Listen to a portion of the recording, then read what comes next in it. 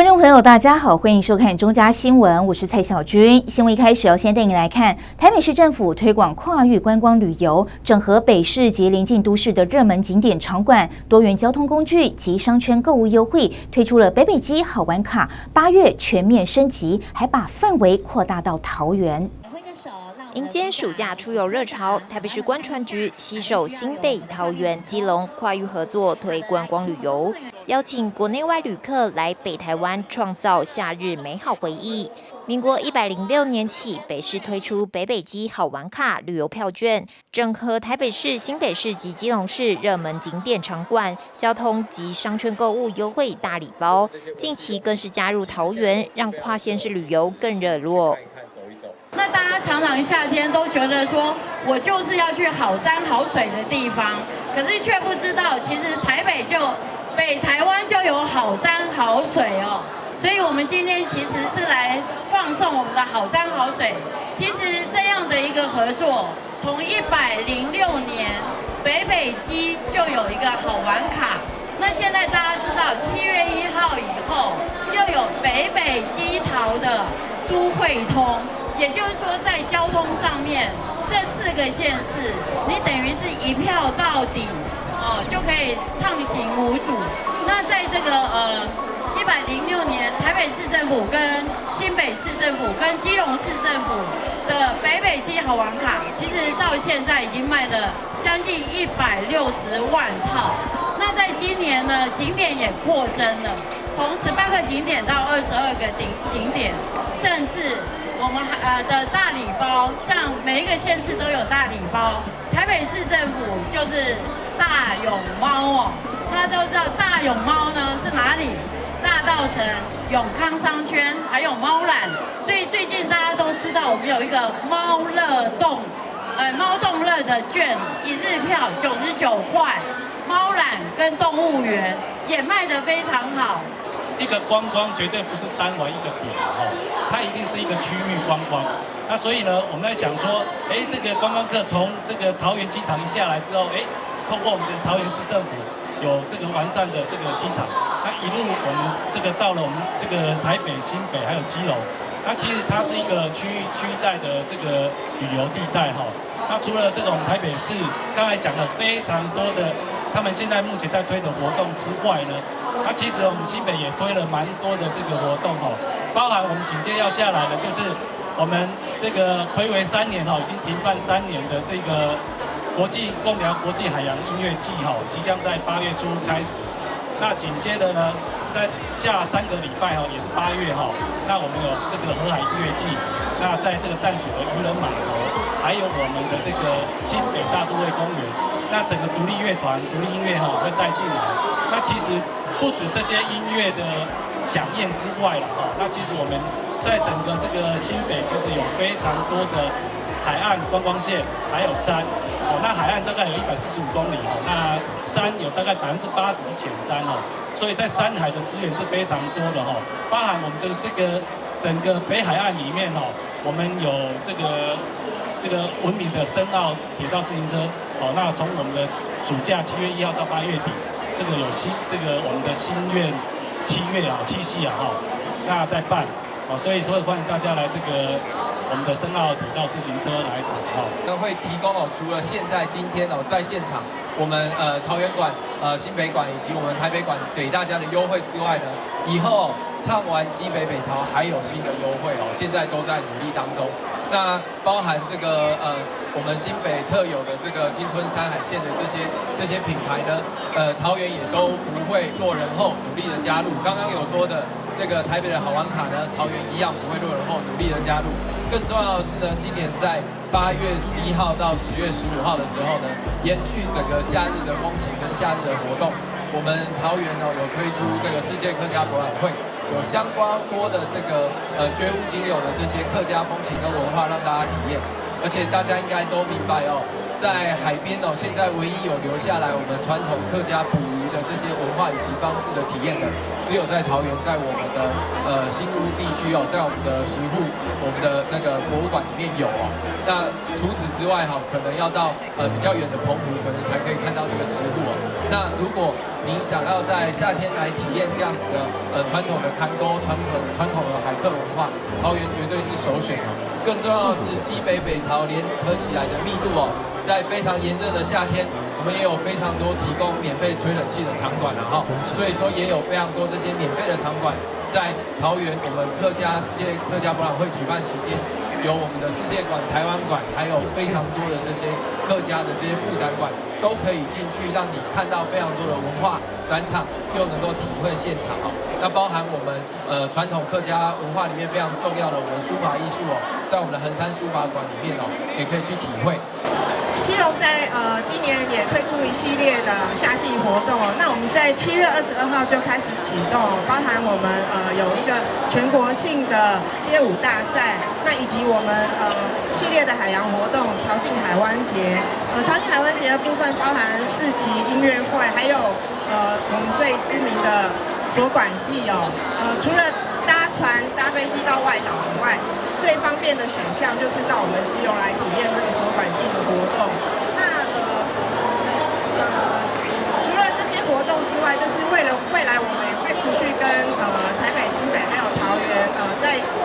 研商更多优惠的一些活动哦。那也欢迎各位朋友可以拿着北北基桃好玩卡一起来畅游我们好山、好水、好海洋。台北的大稻埕夏日节仍持续热闹进行，烟火秀璀璨河岸，还有专属游船行程。另外，像是公馆自来水园区、大家河滨公园都推出戏水行程，各区因应夏日都有特色活动，欢迎民众来享游夏日。记者温俊台北报道。在电影来看，曾经在东兴洋行展示水母世界的一群专业人士设厂成立了海洋空间，繁殖多达18种以上的水母，相当可爱疗愈。除了提供民众免费参观认识海中生物外，也希望借此带动台南安平的观光。一到海洋空间，随着光线色彩变化，就像走入海底世界一般。其实这种变化也是希望让生物色泽更加鲜艳。该空间今年2月正式在安平建厂以后，就提供民众免费参观。业者以珊瑚繁殖起家，有讨喜的小丑鱼，有新奇的海马等等，都吸引民众目光。其中在水底有人说像芒果干的竟然是狗鲨的蛋，给大家开眼界也长知识。说到大开眼界，原本水母的种类就是多到数不清，包括网络走红外形像荷包蛋的水母这儿都有，以及各种不是单纯透明而是本身就有颜色的，多看可以疗愈，心情真的可以放松。而且民众若想要饲养也有专业评估。那如果说民众一般想要带回家饲养的话，先要看居家的环境会不会过热，如果过热的话，是不是要搭配冷水机？那如果是养珊瑚类的，可能需要搭配蛋白机。对，我们都有配套措施，那可以供民众去选择。海洋空间自开放参观以后，每一天都至少有80-90位，已经超乎预期。特别是小朋友更是看得入迷。我们今天有看到各式各样的鱼，还有水母，还有海马，然后觉得很特别，然后很想要再次来到这里再看鱼。海洋空间寓教于乐的效果，让业者有一步一步扩厂的想法，也借此带动安平观光旅游。在安平这边成立这种海洋生物的这个推广，就是希望说大家多认识一下这些海洋生物。它不单单是在海洋馆可以看，其实是可以带进一般家庭里面的。然后也是希望促进地方的观光啦。有机会都可以来看看，我们这里是全免费的。占地200坪的空间，有全台品种最多、数量最多的海洋生物，也欢迎您一起来亲近。记者顾文吉台南报道。接下来要带你来看，高捷公司推出了全台首辆超萌毛毛虫咖波轻轨彩绘列车，再加上抢先亮相的3座超大型的气球装置，为高雄增添了许多亮点。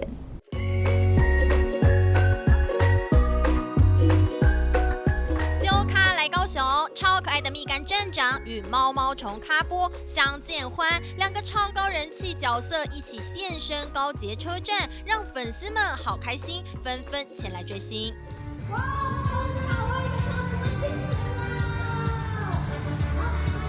这次高雄捷运的蜜柑站长呢，邀请猫猫虫咖波来到高雄，然后我们一起揪咖来高雄一起游玩，就是希望说呢，所有的小朋友在暑假的这个时候呢，可以来踊跃的在高雄呢进行各式各样的活动。高捷公司推出全台首辆超萌猫猫虫咖波轻轨彩绘列车，从7月15日到10月10日，载着蜜柑和肉肉在高雄路上趴趴走。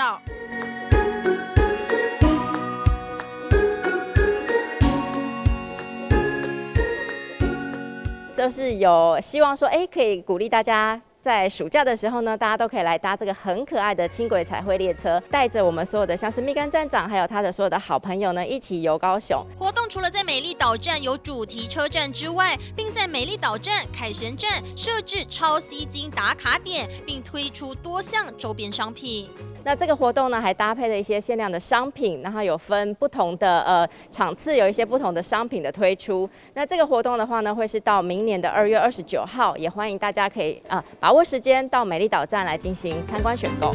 1只、2只、3只。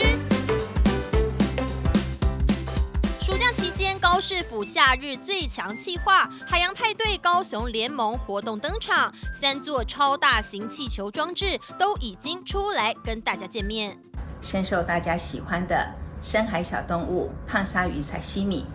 还有一身蓝色与大海相辉映的猫猫虫咖波，还有呢深受大家喜爱的也是喜欢深海生物的蜜柑站长，同时在美丽的高雄亚湾呈现。这次角色装置同时考虑到与建筑地标做结合，让我们的原创角色还有城市空间激荡出美丽的火花。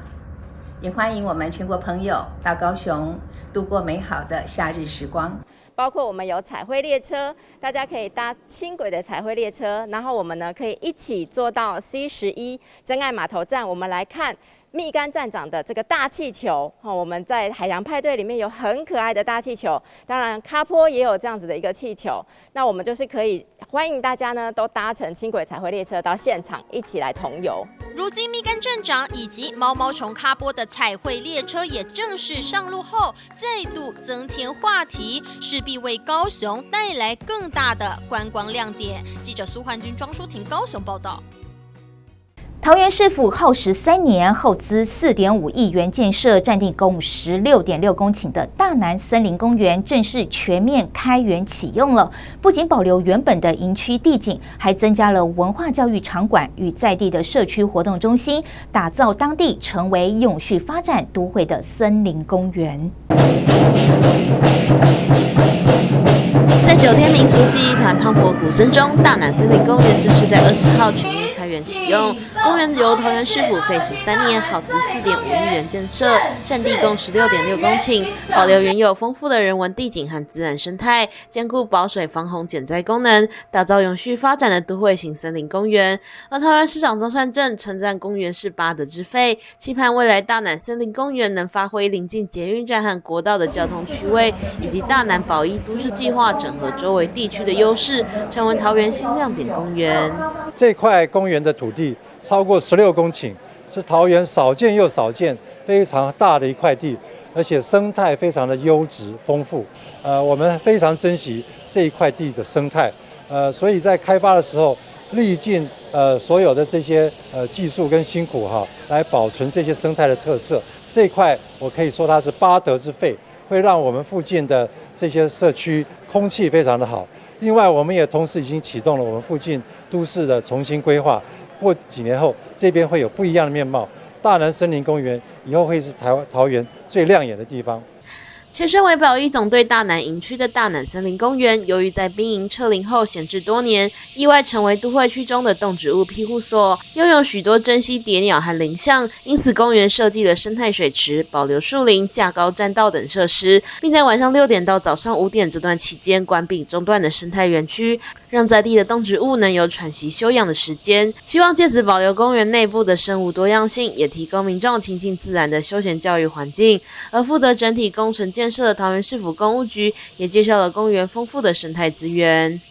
有留有5000多棵的一个原生树种的树，然后呢，也有我们生态水池，水台里面呢的水来自我们百年大郡的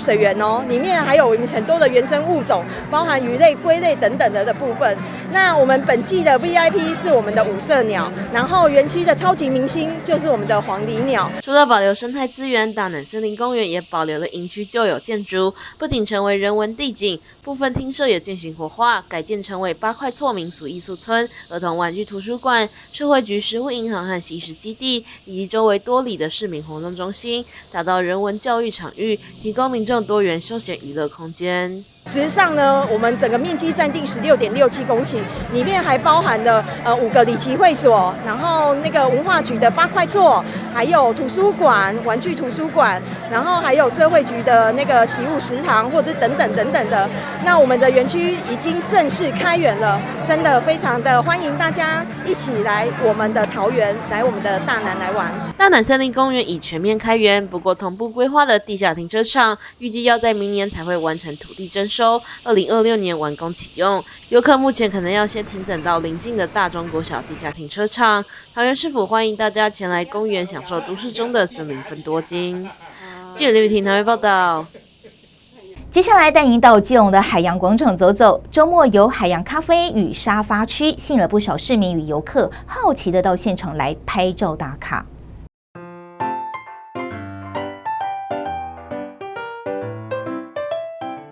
画面上这个地方是基隆的海洋广场，时尚的咖啡品牌与观景沙发区在假日的傍晚试营运，吸引许多在地市民与来往的外地游客到此体验打卡拍照，就是可以让基隆再有不同的面貌。像基隆最近开很多新的店，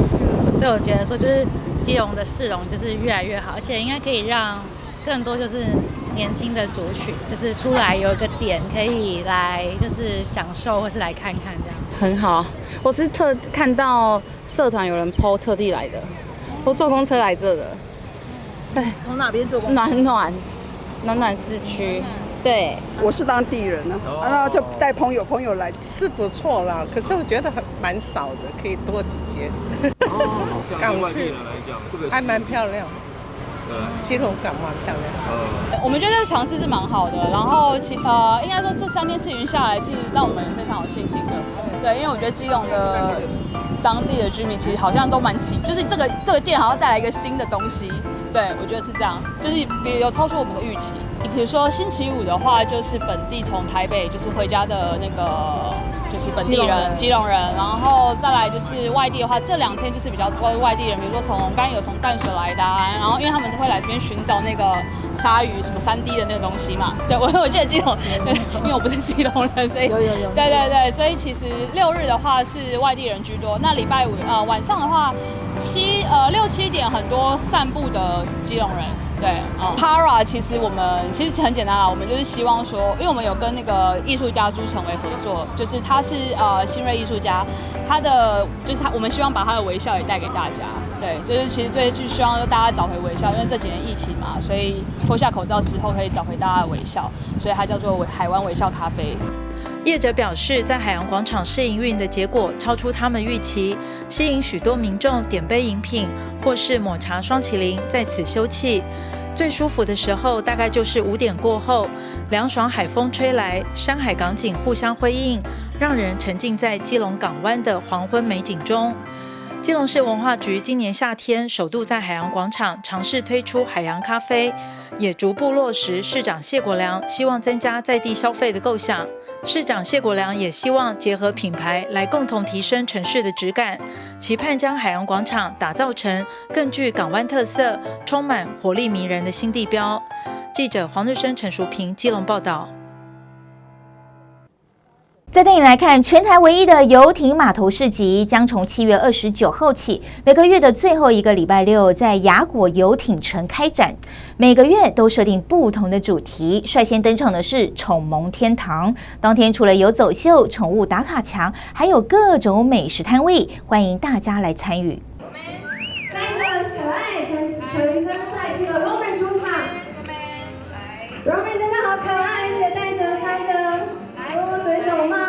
可爱的毛小孩与主人一起走秀入场，就是要为7月29号在雅果游艇码头登场的萌宠大街活动预先宣传。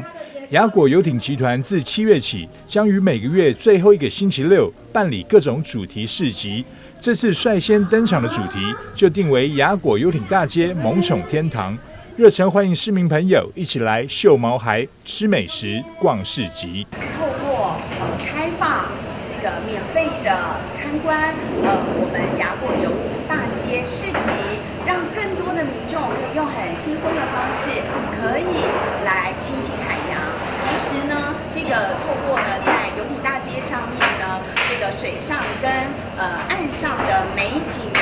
可以让大家呢轻松的拥抱海洋。而且我们在当天呢也送出了最大奖，就是呢价值上万元的一个帆船的体验行程包船的行程，希望让大家呢这个非常轻松的就可以亲近海洋、亲近游艇码头。那未来呢，雅果游艇大街市集呢，每一个月的最后一个礼拜六的下午3点到9点钟，全部都是开放，每一个月都有精彩的主题，欢迎呢一般民众呢都可以免费入场。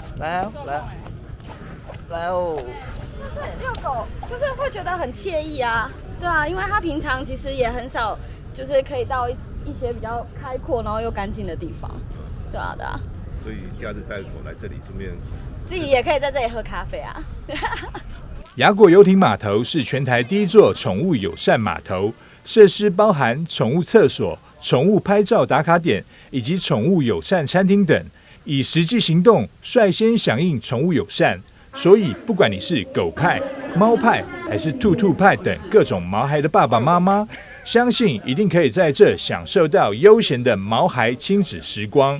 记者张硕维，台南报道。基隆田寮河两侧人行树上有上千只的鹭科雏鸟栖息在树上，虽然是生物奇景，但是大量的排泄物造成了民众的困扰。市政府近期派员修剪行道树，并移除鸟巢，一块来关心。好像他们这种就是水生的脊椎动物啊，他们其实是以鱼食做他们的主食。小鹭鸶在动保人员悉心照顾下，让他们进食。最近基隆动保所多了几只鹭科雏鸟。行道树上到处都是鸟巢，导致一旁停车格的车辆、田寮河地面、扶手栏杆全都遭到鸟粪袭击。不仅车主不堪其扰，对于环境更是影响严重。市政府最近派员前往修剪树木，移除鸟巢。看地上一堆，它白，你就知道它，因为它已经习惯都栖息在这边了。所以说你说再怎么赶，它赶一阵子，它过来，它过一阵还是会那个。鸟巢拆除之后，8只雏鸟被动保人员带回。不过因为夏季正值鹭科鸟类繁殖期，因此市政府修剪移除鸟巢动作，也引发了正反两极讨论。田寮河其实是在树形的结构和这个河畔的环境，它是适合鹭鸶科的鸟类居住，所以他们就优先选择了这里。那此阶段是在其他适合的环境还没有到位之前，我觉得在现阶段如何的让这些鹭鸶科鸟类和基隆市民能够共存共荣是重要的。那今天市府就贸然的出去把这个枝条做一些修整，其实是非常不明智的，因为我们其实可以等，只要在1个月或2个月，这些鹭鸶科的鸟类繁殖完之后，那他们到了成体，他们其实对于我们的野生动物照顾的成本也会大大的降低，那也会减少整个社会成本的投入。因为田寮河两侧其实它的树枝这个树木的枝叶，长得还蛮繁盛的那有鉴于最近那个台风季节已经到了。那为了避免那个枝叶过于繁盛，那基于防台的需要我们会针对那个树枝做疏枝的一个修剪动作。当然，在修剪动作过程当中，大家也知道，我们田寮河两侧的白鹭鸶其实知鸟还蛮多的那有鉴于我们保护动物的因素我们在修剪的过程当中，我们有请动保所的所长还有我们的兽医在现场进行戒护。那对于有一些落巢的一些雏鸟我们动保所会立即把它安置。像刚刚那些鸟只可能是1到2周的个体，那可能还要再照顾个5到8周才能做，就是慢慢它们长大那个野放训练，跟后续就是找适合的地点野放的一个处理这样子。爱鸟人士认为，修剪树木应该等到8月雏鸟离巢再进行修剪，而市政府强调，这次树木修剪是以台风季来临前进行行道树修剪，工程员都是以维护鸟类栖息地安全之下进行防护。记者黄少明基隆报道。再带你来看，台南市府斥资1.1亿，在嘉南大郡盐水溪排水段旁设立新的水上运动训练中心。除了是水域训练基地外，未来也将作为全国轻艇的训练基地。全白流线型建筑搭配水上浮动码头设置，这是台南市位在嘉南大圳盐水溪排水段旁的水上训练中心，日前正式揭牌启用。台南市长黄伟哲还亲自示范水上龙舟划桨。可以看到，我们现在的河道波澜不兴，并没有很强的大的水流，这正好是训练轻艇一个很必要需要的一个场域。不过它还是有这个淤积的问题，所以如何能够在这个地方接手维护之后，能够把这个淤积的问题做了比较一个根本性的解决，那是很重要的。未来也将持续优化，期许这里成为居民休憩的最佳场所。这座训练中心，台南市府斥资1.1亿，设有轻艇划船艇库、体能训练室等等，提供最专业的水上运动训练。我们原本是在上游的海淀国中段的也是嘉南大郡的海淀国中段那边训练。训练环境改变蛮多的是，这边艇库变大了，我们放船的空间有增大，然后下水的便利度也提高，可以直接搬船就直接往水里面过去。体育局表示，台南市体育赛事夺牌重点项目之一的轻艇，目前已在此地展开训练，将继续为台南培育更多选手，为台湾水上运动挹注新能量。那这边水上运动训练中心这边成立完了以后，除了我们选手训练以外，我们也可以这边做一些水域的教学，尤其是有一些学校的学生呢，愿意到这边来做一些感验水域的这样的一个活动哦。我们也希望有从那个休闲运动哦，除了竞技运动以外，全民运动的水域教学哦，我们也可以在这边来举行。安南水上运动训练中心鼓励 SUP、独木舟等各种水上运动来这里发展。目前由台南市土城高中进驻代管，日后将办理委外招商，提供市民安全优质的水上休闲活动场域。记者顺怀台南报道。接下来要带你来看，在高雄三多商圈有一群热爱攀岩的青年，一起开立了一间室内攀岩馆。创办人感谢青年局提供青创补助，让更多人认识攀岩馆。迎接暑假的到来，不少人会接触不同休闲娱乐，攀岩就是一项特别的运动。在高雄就有群青年因为热爱攀岩，所以聚集在一起。创办人之一的小雨也分享当初开室内攀岩馆的契机，希望让大家炎炎夏日可以边吹冷气边享受当蜘蛛人的快感。应该说一开始我是在台北就已经开始抱死，因为台北这项运动其实非常盛行，就是每个行政区几乎都有一间，然后后来我来高雄之后，就有发现，因为高雄的攀岩馆其实还蛮少的。然后在攀岩的过程就认识现在目前的股东，那我们就一起聊天说，怎样让高雄的抱石环境更好，所以促成我们这次开店的契机这样子。攀岩馆创办人 Alice 提到，攀岩分为上攀与抱石。目前攀岩馆经营项目以抱石为主，对于初学者来说比较好上手，也相对较安全。抱石它就是它的攀爬高度没有这么高，它不会超过5米，那下面就是一块软垫做保护，那它不会需要绳索或者是吊带，或也不需要另外一位帮你做确保这样。那它的跟上攀不一样的地方是，上攀它就是攀爬高度比较高，它需要穿吊带绑绳索，然后会有一位下面的确保者帮你做安全上的确保这样。工欲善其事，必先利其器。攀岩运动除了需要穿着合适的攀岩鞋之外，也能够使用止滑粉，避免流手汗影响攀岩的进行。这是粉袋，它主要是装止滑粉用的，是因为大部分人就是会流手汗。那流手汗的话，你在攀爬过程中会非常的滑，很危险。然后通常是需要止滑粉是协助你。然后抹的时候呢，基本上就是整只手掌到指腹都需要上一点粉，对。然后如果太多的话是可以把它拍掉的，它可以帮助你在抱石中过程是比较不容易滑掉，会比较安全一点。Alice 也与我们分享，攀岩除了可以锻炼全身肌肉，还能训练脑部思考能力。其实是全身性的运动，它不单是上肢的力量，其实你的脚啊、你的核心都要去帮助你去做运动这样。那墙面上其实有很多不同的路线，那路线就是指说你需要做出特定的动作才有办法去完成，所以在爬路线的过程中，思考也是很重要的一个环节。攀岩馆因为很少过路客，创办人小雨提到，感谢青年局的青创补助，促使他们在行销推广上能让更多人认识攀岩馆。协助主要是帮助我们在网络上的行销，因为我们抱石馆基本上很少会有过路客，就是经过看到抱石馆会想要进来，大部分还是需要透过网络看到有人在爬，或是看到广告说我们有抱石馆在三多商圈这边，就是比较透过网络行销，大家才看得到抱石馆。所以这是青年局的补助对我们来说很有帮助。攀岩设施还有抱石的设施适合各种等级的玩家去。那即使你完全没有经验的也可以去。那适合暑假期间亲子同乐，所以青年局特别选了这个厂商推广给大家。炎炎夏日的暑假，还不知道要去哪里休闲娱乐吗？不妨来到攀岩馆，吹着冷气，体验当蜘蛛人攀爬的乐趣。记者潘志光、何文瑜高雄报道。为了强化水上救溺的技能，桃园市政府消防局第1大队在夜鹿生态皮塘举办水域装备器材训练，培训新进消防人员熟悉各式装备和救溺步骤，成为即战力。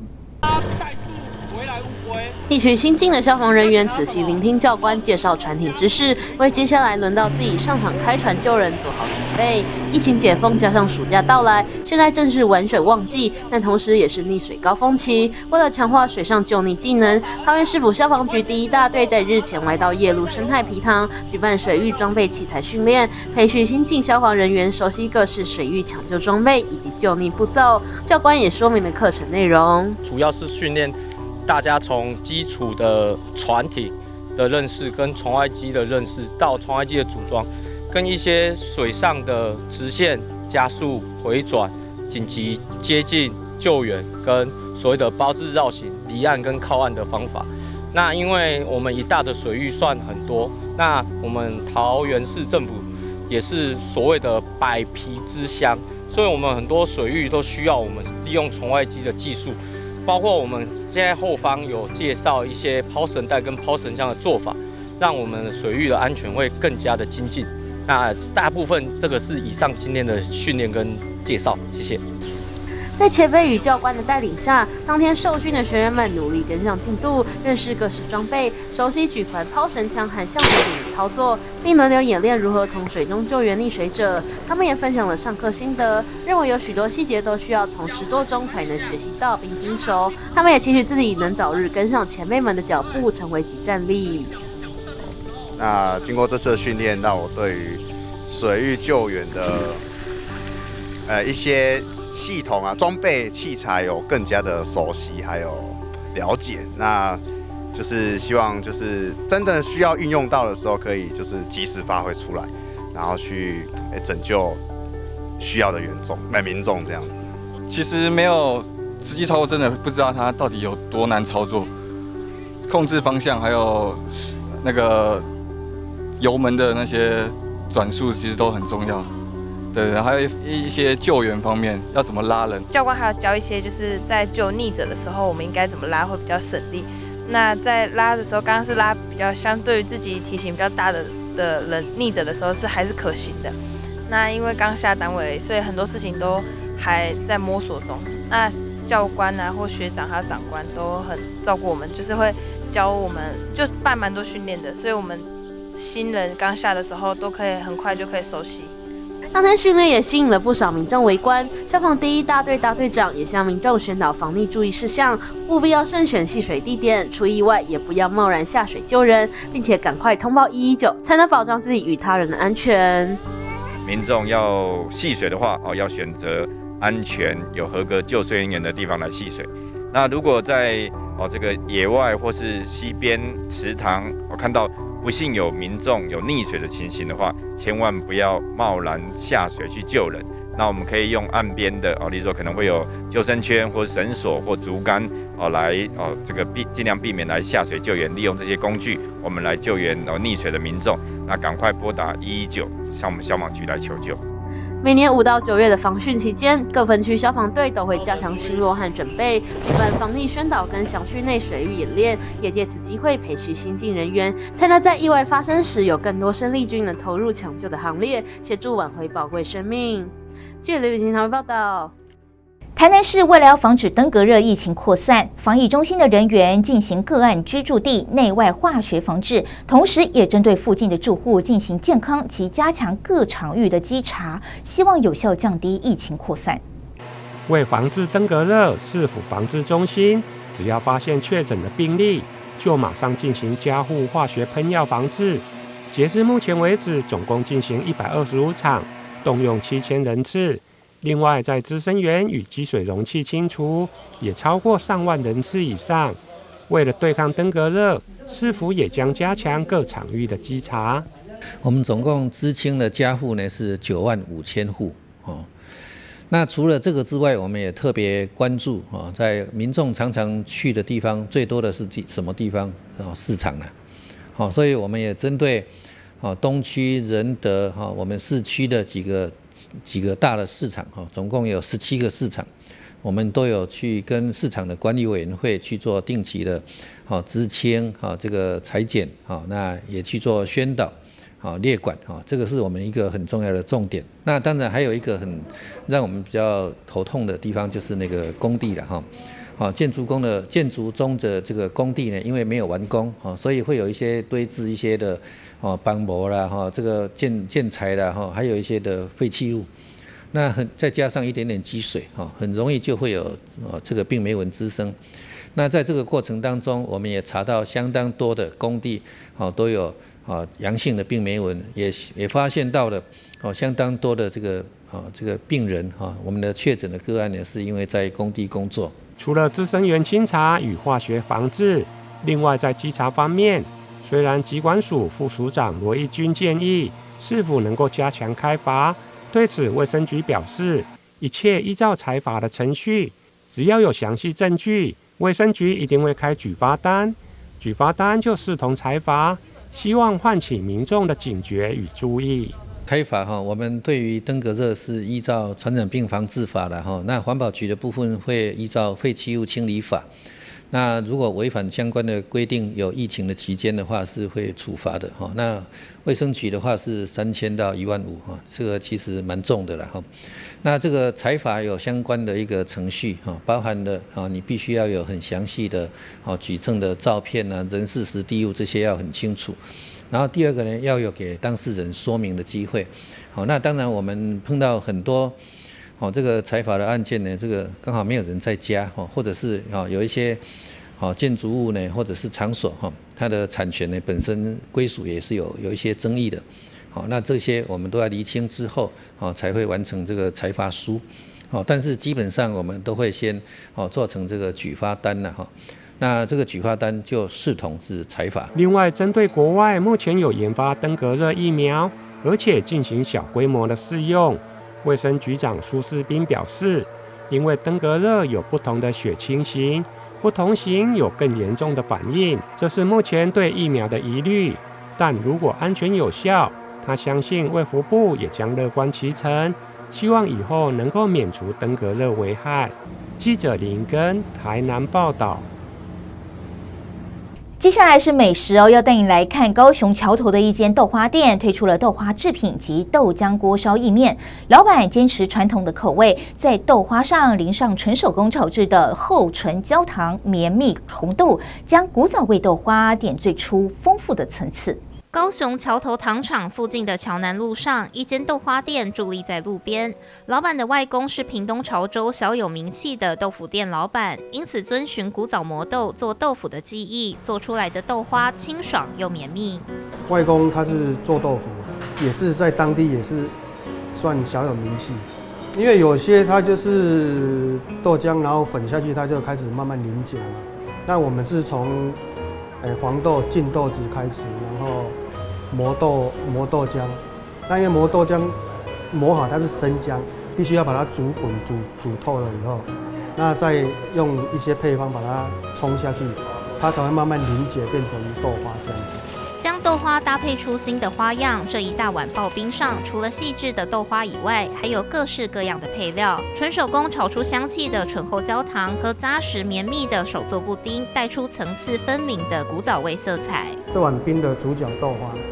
花，那豆花就是我们从小吃到大的，那豆花就是属于比较传统口味，那加上2种配料，粉圆跟红豆，都是属于比较传统的口味。那最后再淋上这碗冰的灵魂，就是日式焦糖。那再来跟大家介绍这个手做焦糖布丁，那搭配手做焦糖一起吃下去，那在口中那个香味是非常棒。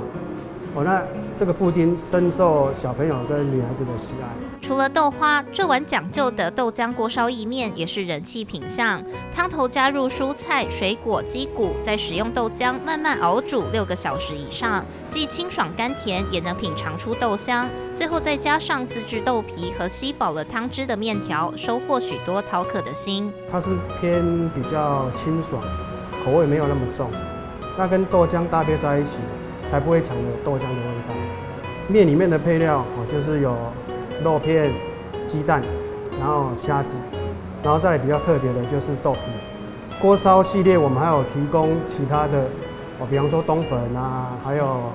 鸡丝面啊，还有乌龙面。一碗刨冰，一碗锅烧意面，饱含了店家在研发上的用心。这里的料理从咸到甜，没有无聊单一的口味，而是层层堆叠出的古早风貌。下次到桥头，不妨来一碗豆花刨冰或热腾腾的锅烧意面，享受难得的悠闲时光。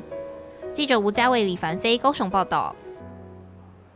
同样也是美食哦，要带你来看来自汕头的沙茶与发迹自印度的咖喱，在第2次世界大战结束后登陆基隆，在中山区刘龙头蹦出了新火花，一块来看看在地的美食回忆。来到中山区刘龙头一带，传统美食沙茶咖喱店就占满一排。先来这一家很会炒海鲜的沙茶咖喱店，沙茶咖喱，还有太白粉。我们这个沙茶咖喱。尤其咖喱的味道特别香浓。点好食材，看老板依序放上满满的太白粉、咖喱粉、沙茶，再加上自制不外传的调味料，入锅爆炒，顿时香味四溢，令人食指大动。在这感觉就觉得这味道很浓郁。那如果是想吃辣的人哦，它再加辣椒就很棒。沙茶牛肉吃起来很浓郁，沙茶的味道非常浓郁，然后入口即化，非常棒。再走几步也是沙茶咖喱店，穿烫过的乌龙面软而不烂，吸饱沙茶与咖喱融合的橙黄色泽与芥蓝菜，在满盘香辣浓郁的味道中达成平衡。店内还推出无菜单料理，依季节变换。最让老顾客津津乐道的是买沙茶咖喱就送地瓜。听讲恁这还有吃这个有送含钱的？对，海产的足多，咖喱牛肉、透都有。这里的美食，这一家是我生活58年来常光顾的炒面。我有朋友来访时，一定叫我带他们到这边来吃。它咖喱味道很浓郁，然后有微微的辣，很好吃。这就是记忆中阿嬷炒茶咖喱的味道。用三鲜呢，用这个咖喱来炒呢，那个味道呢，非常特别，充满了那个南洋的风味。卖着沙茶咖喱的店各有风味，代表生活与日常的沙茶与咖喱是在地人的情感记忆。跟着中山乐龄的爷爷奶奶走读踏茶，了解当地的历史文化。牛肉面，然后面是晚上，这里有2个字老牛，这是晚上才有开的。原来它有这么多小朋友所不知道的故事，然后也让我们老人家可以去回想到它曾经的辉煌。然后介绍给我们的下一辈，那我觉得这个是一个很好的一个唤醒老人家的回忆，然后也是呢给我们的小朋友一个原来呢我们的长辈是生活在这样的环境里面。我希望这道料理可以唤醒大家小时候的记忆。还有在地人的好滋味米粉汤，听说老板娘顶着一头酷炫的头发，当地人都笑着说不知道是看老板娘还是看米粉呢。像我们这时段来的时候，看不到老板娘，她的特殊造型看不到。美食故事串起一代又一代的情感，吃进多元文化的韵味，看基隆发展的缩影，同时感受港口人生的转折与未来展望。记者蔡小军基隆报道。接下来要带你来看树林区彭新里里长今年获得社福单位提名，获选今年的新北市特优里长。平时他肩负起关怀里内独居老人的工作，定时联系确认起居状况，还替经济困难者送餐，在里长生涯中第3度荣获此项殊荣。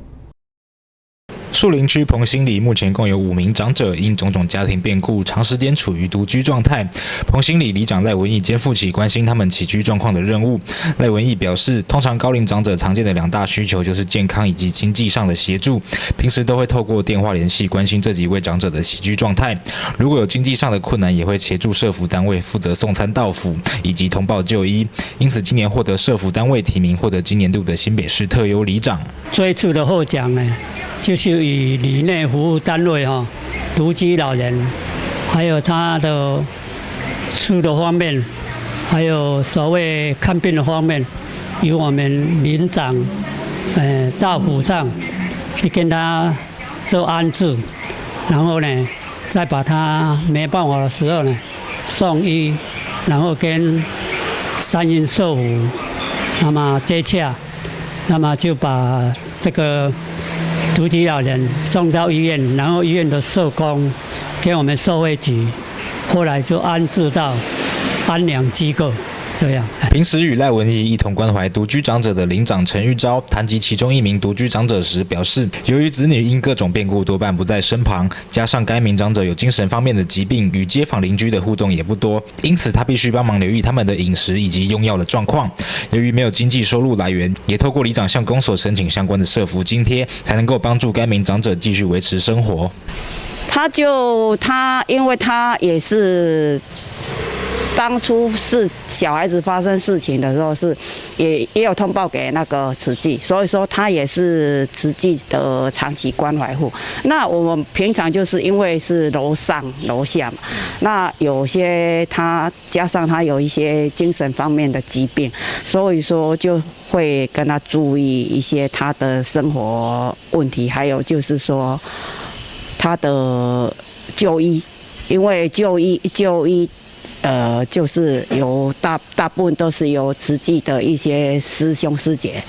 就是载他回去就医，然后我会注意到他的那个赖文义是目前树林区最资深的里长之一，24年的里长生涯经历过台北县与新北市的多位首长。今年度以关怀高风险长者第3度获得特优奖。在高龄社会化的浪潮来袭之下，他承担的第一线防事工作将是社会安全中不可或缺的重要环节。记者李根基新北采访报道。以上就今天的中嘉新闻，也欢迎您到中嘉新闻的脸书及 YouTube 按赞，就能及时获得最新的在地新闻。非常感谢您的收看，我是蔡小军，祝您一切平安，我们再会。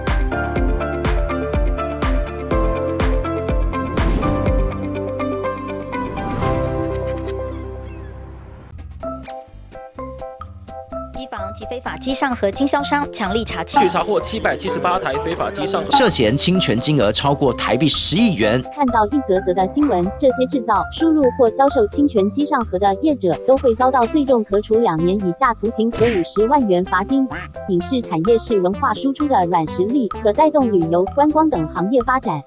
盗版业者行为会让正版业者收益减损，进而减少产出优质节目的能量与资源，直接受到伤害的是文创工作者及消费者。所以请大家检查一下自己使用的机上盒是否合法，就算是合法的机上盒，内建是否下载了侵权 App。虽然台湾没有对使用侵权机上盒的民众有任何的罚则，但为了打造一个优质且强盛丰富的影音帝国，请民众一起导正市场合法秩序，支持影视产业。